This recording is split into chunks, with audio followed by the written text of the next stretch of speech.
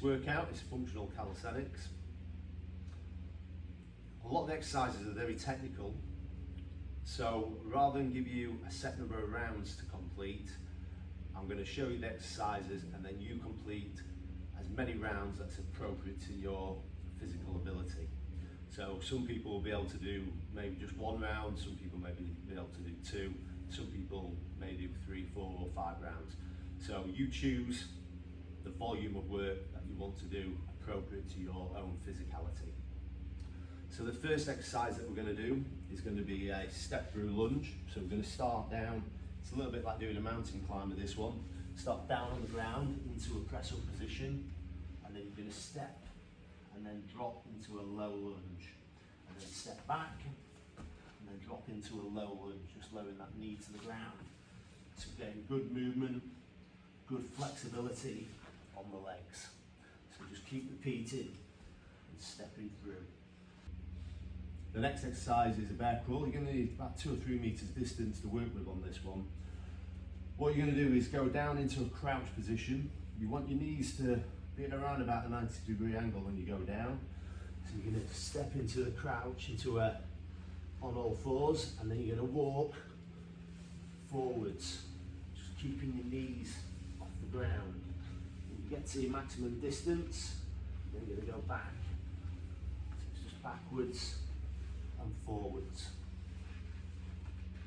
So backwards, forwards. So you can feel your core working and the mobility on your hips. Then we're going to do a plank to a ski squat. So with this one, you're going to go down into a plank position. So straight on plank, and then you're going to come up, step up, come up into a ski squat, and then back down. Step back, come up, back down. Now if you want to make it a little bit harder, you can come up and a little jump into that ski squat, and then back down into the plank. So it's up to you which one you choose. The first version is obviously easier. Your next exercise is a break dancer. Again, we're going to be using a lot of core strength for this exercise. So down into a press up position.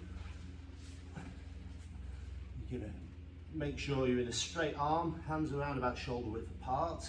Make them slightly wider if you prefer.